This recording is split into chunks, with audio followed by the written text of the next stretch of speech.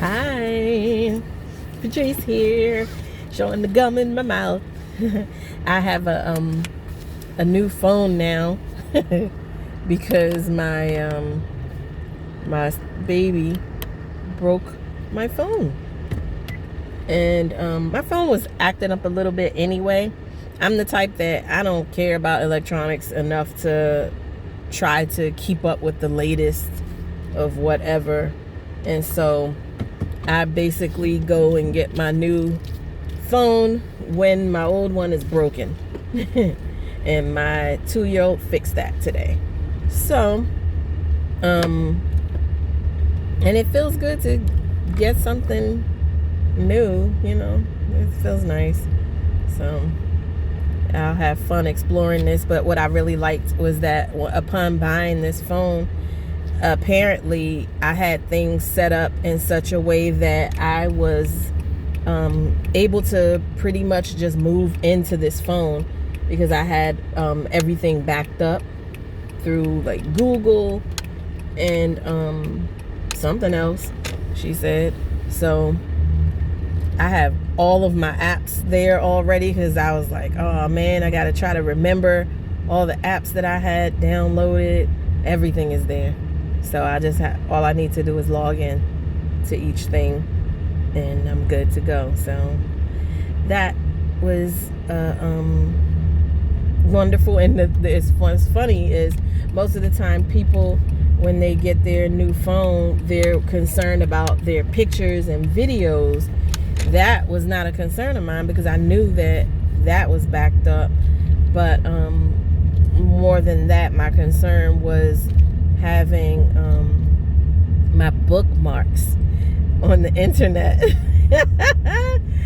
because I have so many bookmarks that I don't know, I just don't want to lose them, and all of them are there. So I'm like, yes, I told the girl, I said, you saved the day. So I'm very happy with my new phone, and just looking forward to messing with it and getting all the little accessories that I like to get for my phone. So yeah, I don't really have much else to say that I really want to share anyway. I'm doing a new program. I forget what I think it's called girltrek.org. One of my past clients who became a friend, she is doing this challenge. It's a summer, what is it? It says SOL, Summer of Self-Care Challenge. And the challenge is just to walk for at least 30 minutes 5 days a week. And every week of summer, they are giving a random person who has done the 5 days $1,000, and you have a week to spend that $1,000 on some self-care kind of stuff. And I was watching the video of them talking about what they're doing, why they're doing it, and like the rules, and I started to tear up as they were talking because I was just thinking about how we are all on, a different journey, but like everybody has gone through something. Everybody. And I think a key difference that I'm seeing in people today is that some are willing and ready to face their traumas and just stuff head on, while others would rather stay comfortable in their uncomfortable place and just kind of hide. And like I told a cousin today, I was like, it's like, this elephant is in the room taking a dump and we're all just going to ignore it. And I was like, I'm not ignoring this elephant or the poop any longer. And she was like, I absolutely agree. No, she said, I wholeheartedly agree. That's what she said.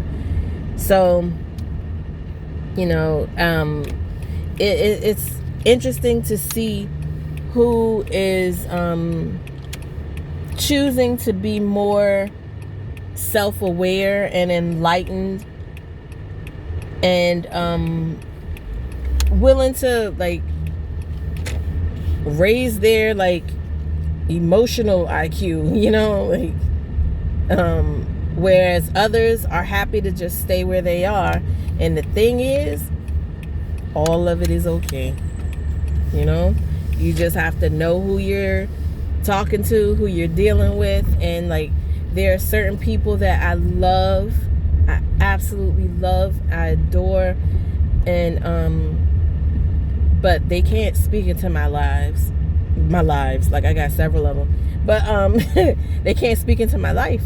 They can try, they can say whatever they want to say, because I can't control that, but I'm not really taking in. They're just wasting their time and their breath, because they haven't done the work. If you haven't done the work and you're not willing to do the work, that's fine. That's your decision, your choice to make. But don't think you're gonna think, you know, you're speaking wisdom to me when, like, you know, like, because I know what it is to do the work of really looking at yourself, and like, I'm discovering things about myself that I didn't really realize. Like, I'm not comfortable with having needs. I'm not comfortable with needing things, because it feels wrong. Like, I'm not supposed to have any needs. I'm just supposed to take care of other people's needs. And how dare I have a need? I know it's not true, but I'm just saying that's how it feels. And because of how I was raised. And it's hard to, oh, I forgot, I'm going to go get some strawberries. Woo! I made some strawberry ice cream, and that ice cream, I'm telling you, it was so good. So but it's all gone. There's 7 of us, but actually only 5 of us been eating that ice cream. So I was gonna say only, but yeah, it's only 2 have not eaten it. So I'm gonna go get some more strawberries and make some more of that ice cream, because that's the only ingredient I need to do that. I think I might try this market here, but anyway, so yeah, it's interesting to see who is willing to do the work and who's not. And the ones who are clearly not willing to do the work but have so much advice and wisdom that's unsolicited, you know, like you ain't asked for their opinions, you ain't asked for their help at all, but they, you know, it's like, okay.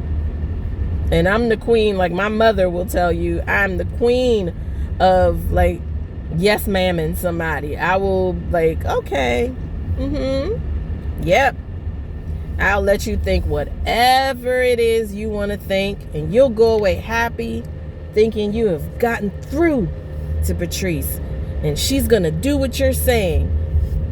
No.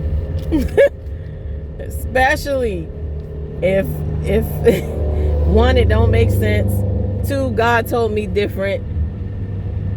I ain't listening to you at all. Like, not even a little bit. So yeah. But I'm learning that, like I said, that I'm not so comfortable with having needs, and I'm not comfortable with expressing that I have needs and getting them met. And that's ridiculous, you know, because nobody should have to guess what I need. I have a mouth. I know how to speak. I have a really good, decent command of the English language and syntax. So, you know, I got to get over myself with that. I need to, because what ends up happening is I will not express my needs, not get my needs met, and then I'll get mad. I'll be resentful. Not for long, thank God. I thank God I don't have it in me to just harbor. Like, if I know what's wrong and I know, like, I have an issue about something, I'll say something. I have no problem with doing that, even if I'm afraid, and I am most times afraid. But I'll do it because I just feel compelled to, because I got to clear the air between us. It has to be clear. So I'm getting it, though. I'm getting there. But it really takes some really hard looks inward at yourself and at your behaviors, and deciphering why you operate the way you do, and figuring out what you need, what you like, what you love, you know, all that. And it's a journey and a half. And so I'm really I'm all in. I'm all in because this is for me. You know, I have to be all in. Who else is going to do this for me? Nobody. You know, I mean, it would have been nice to have had a mother who was like loving and nurturing and healthy, and you know, didn't send these mixed messages of you know, because like I was saying to a cousin, I was like, you know, I can't deal with the nice, nasty, cruel, nice, nasty, nice, you know, the back end. I can't do that no more. I can't. And I know I did not speak standard English right there, but you know, at least I know the difference. But anyway, yeah, I'm not there anymore. I'm well past that, and I'm not gonna stand for that anymore. And I'm excited about that. I finally feel like there was a group where a woman, she said, does anybody in here still feel like a child? And I was just, and like the number of people, these are all people with mothers like mine, and people 60, 70 years old were like, I still feel like a child. I'm like, good Lord. Like, you know, I just started to feel like an adult most of the time this year, and I'm 42. And otherwise, I always felt like an imposter. I'm a responsible person. I'm a responsible mother, wife, all of those things, person, period. But I always felt like an imposter. Always felt like I was faking it, like I'm playing house, like I'm playing adult, like I'm not quite there, and I don't know when I'm gonna get there, kind of thing. That's how it felt. And certain people, and now I recognize, unfortunately, there's certain people that were like toxic.